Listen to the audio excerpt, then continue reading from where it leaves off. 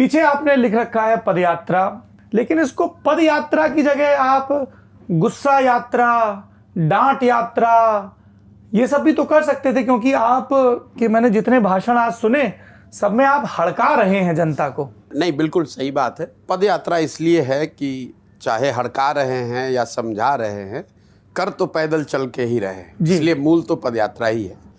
जहाँ तक जो मैं बात बोल रहा हूँ उसकी है, वो ज़रूर जो सामान्य राजनीतिक डिस्कोर्स में हम लोग बात सुनते हैं उससे थोड़ा अलग है। और वो अलग इसलिए है क्योंकि बिहार की स्थिति अलग है। हम लोग पिछले 40-50 साल के सारे प्रयोगों के बावजूद, समाजवाद की ज़मीन होने के बावजूद, कर्पूरी जेपी की ज़मीन होने के बावजूद आज देश के सबसे गरीब और पिछड़े राज्य हैं।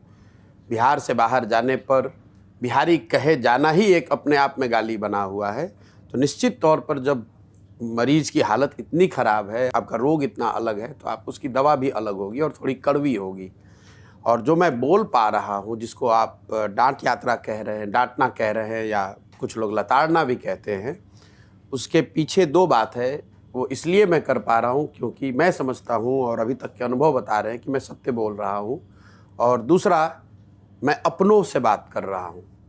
तो जो लोग सुनते हैं, जिनको मैं कहता हूँ कि तुम्हारी ये स्थिति इसलिए है कि तुमने अपने बच्चों का ख्याल नहीं किया, तुम्हारी ये स्थिति इसलिए है कि तुमने अपना वोट 500 रुपये में बेच दिया, तुम्हारी स्थिति इसलिए है कि तुमने नेताओं की चिंता की, अपनी चिंता नहीं की, तो उन्हें बात कड़वी ज़रूर लगती है, लेकिन लगता है कि नहीं, बात तो ठीक है।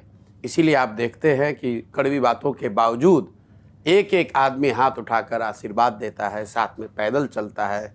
खास करके जो बूढ़े बुजुर्ग हैं, महिलाएं हैं, बच्चे हैं, जो भी गांव में है।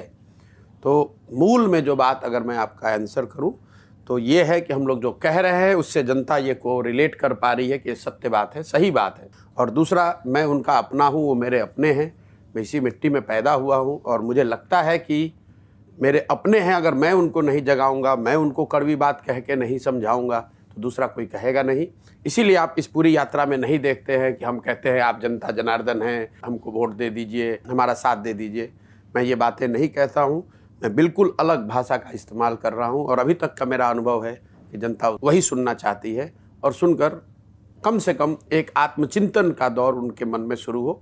यही इस पदयात्रा का उद्देश्य भी है और उसमें थोड़ी बहुत सफलता भी मैं देख पा रहा हूँ।